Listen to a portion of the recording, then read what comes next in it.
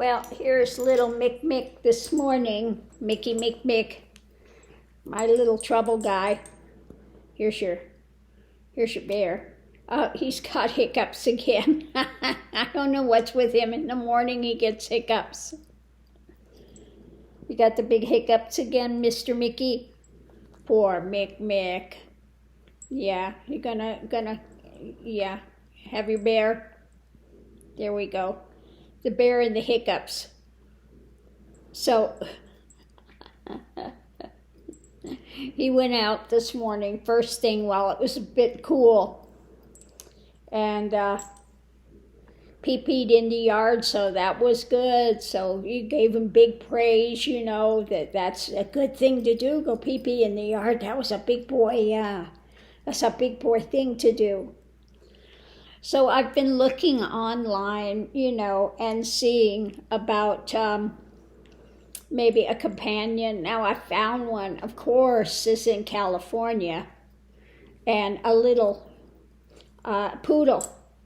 And she looked to have the same energy as him, about the same age, and just cuter than a button. Ow, but you got my finger there. That was my finger, not the bear. So anyway, but, of course that's not going to fly, because they have a viewing of these pets tomorrow at PetSmart. She'll be gone like that, but so cute. Now there is one here that we'll see, but he looks to be a Chihuahua Terrier mix, which I don't know, cuter than heck. His name is Scrappy because his fur is just like crazy. He's full grown. He's 5 pounds, a small dog. But being a Chihuahua and Terrier mix is what it looks like. It would not be the most docile type of a dog, I don't know about that. We'd have to see. But he could be pretty hyper. Terriers and Chihuahuas are pretty high strung, and then the two of them together, I don't know. But, I did put in a thing to see if it was possible to see him. We don't have too many small ones coming up here where I live, which is the difficult thing. I'd rather get one that's more mature, if possible. Now the one, again, that was in California is a puppy. And I don't know about trying to train 2 puppies at the same time. That could be a bit of mayhem. So we'll see. We'll see what happens. But the one that's here is at a foster home. It's not at the regular,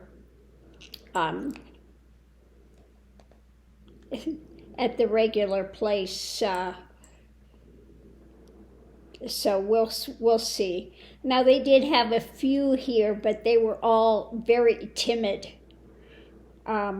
which means if they're really timid and not outgoing at all, they're going to take really a lot of work to get them out of that, because they can be fear biters if you have dogs that are in real bad fear mode.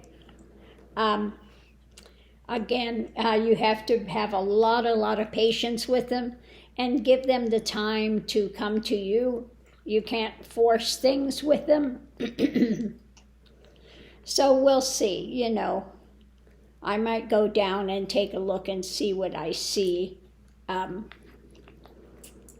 But I think Mickey is, now he hasn't been around any other dogs, hasn't, his interactions or anything. But like I said yesterday at the grooming, he was very interested in the little Doxy girls. And I think he would have been fine with them, So I would like to have somebody around that he can, it would be nice to have somebody around for him to play with, etc. But, it's just finding a good match. Like I said, I got May, and she was going to be a companion, an aide with Mr. Max. Now, they never played because he was afraid of her size. Not that she was a big dog, but they were very bonded, though, in the end, too. When I took him to the vet, I had taken May with me, and when they took him out of the room, she was very concerned that they took him out of the room. That was a surprise. So they were definitely bonded. And when May passed, Mr. Max just went downhill right after that. So they were bonded, even though they didn't play together and stuff. So you just never know. So anyway, that's what's going on here. I'm trying to figure out and see if I can find and come up with a companion animal that will work, that he can have a nice life with, and enjoy each other's company. What do you think? Now they do have here a dog park they recently opened, but they put these great big dogs in with these little ones and everything, and you just never know at a dog park. I don't trust a lot of them because you get one in there that's going to attack dogs, and you just, like I said, you just never know what's coming in there. And I have seen some bad things happen at dog parks. And besides, you get dogs in there that are ill and spreading parvo or other things. So, and they said in this area, parvo is pretty bad out here. So that's one thing I'm really mindful of. I don't want to take him where there are a lot of, a lot of things that you have to worry about all the time. Yeah, Mr. Mick, the troublemaker. He's a good boy, but man, I will be so glad when he's done teething and wanting to chew on everything, including me. Yes. Oh, big yawn. Oh, my goodness. Well, I'm sorry. Am I boring you? Mick? Yes.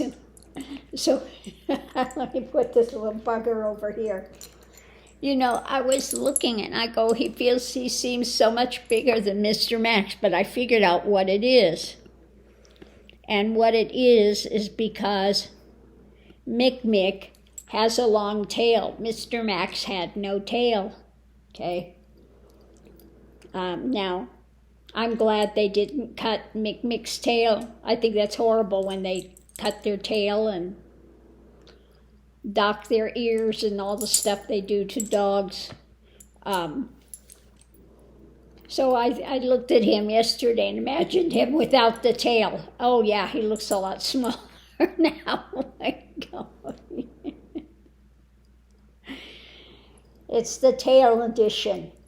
Yeah, it's that big tail edition that's going on there. Isn't that right, Mr. Mick? Yeah. So anyway, he's being a good boy and still working on things and still taking into consideration finding a companion animal. Like I said, I want one that's small, that's going to be around his size. And so if I can find one that's going to be about his size, that would be good. Because don't forget, I also go in the van and travel in the van. And I have to be able to lift them up to put them in the puppy seat. And if they're too heavy, I can't lift them. And then that's just, again, more than I can manage. So we'll see what happens. We'll see. What do you have to say for yourself, Mick? Yeah, you're a good boy. I think he's actually longer than Mr. Max. He's kind of a little longer and yeah. And he's got, I was noticing Mick has kind of a big head for his body, which is interesting. He said, Mama, you're telling on me. Yeah. So maybe he's just going to grow into his head. Yeah, I think so. I think so. You're a handsome boy, you really are. Yeah.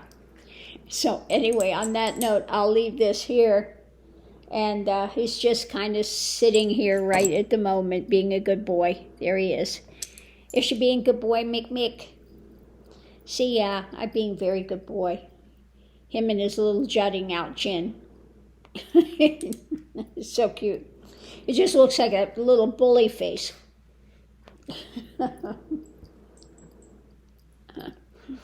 I don't know if you ever see that on the camera. He's got that little chin that just kind of, bottom lip that kind of juts out a little bit.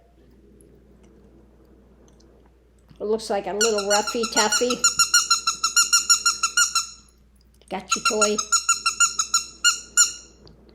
These are his favorite ones because when you throw them, they bounce all over everywhere, and they're small enough that he can squeak it and carry it easily.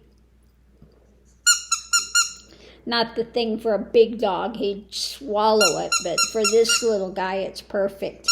It's his favorite toys to go play chase and fetch with. He likes that much better. I have the little ball too, and he doesn't like that as much as he likes these because these bounce better. This bounces in and goes, you know, all over. Make. Anyway, on that note, I'm going to leave this here, have a little more coffee, and we're going to look and see what the message of the day is for wisdom from the universe. Got this bag here still. Like I said, I went to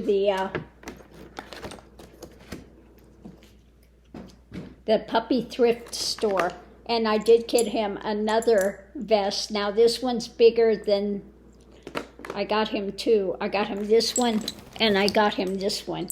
This one fits him now. This is a smaller vest. This is an extra small, and it fits him now. And I like it. It's got this reflective tape on it, and so easy to put on. Then I got this one. This one is the next bigger size for him. And then I found this other one, which is, again, when he gets bigger, that's a front connect harness. Now, I've never seen a front connection harness. But when he gets bigger, full grown, this will fit him. So I've got growing up in stages harnesses for him. Yeah, those are for you. He's very interested in. We got a red one here, and we got another red one here. This one's red too. Yeah, we got more harnesses for you. Yeah. What do you think, Mick? Is that pretty good? Yeah. Goodies for Mick. So anyway, that's what was in that bag sitting on the couch. I've got to go put those away in the drawer for later. And then I found him these too, but then I looked, and these are only for indoors. And he's not really slipping on the floors. Maybe when it gets cold in the winter, the floors, these would be good for winter time. And they're little socks, and they have non-skid little paw things on them. So maybe when it gets cold winter time, I'll put on the little socks for him in the house. Because those tile floors could get cold in the winter. So those I found there as well as this toy. Now I got him this toy because he loves to pull strings and stuff. If he can find a little string or something to pull, That's what he likes to do. So he enjoys this crazy little toy that I got him there. You get that one? Mick. Yeah. So that's what's going on. He got that one, and he got the little pig. Got a little pig toy as well.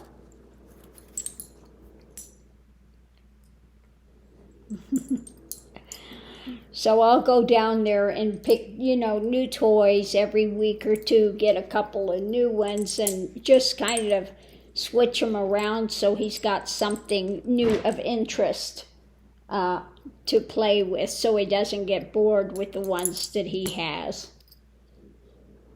Yeah. But like I said, I am still looking to see if I find a companion pet. Somebody else that's going to fit in the family so that he can have a brother or sister or somebody to play with as well. So on that note, we'll see what happens. So thanks for tuning in, and see you online. And next comes up Wisdom from the Universe. Let's see what the topic is today. Oh my goodness, I never know what I'm going to have to talk on.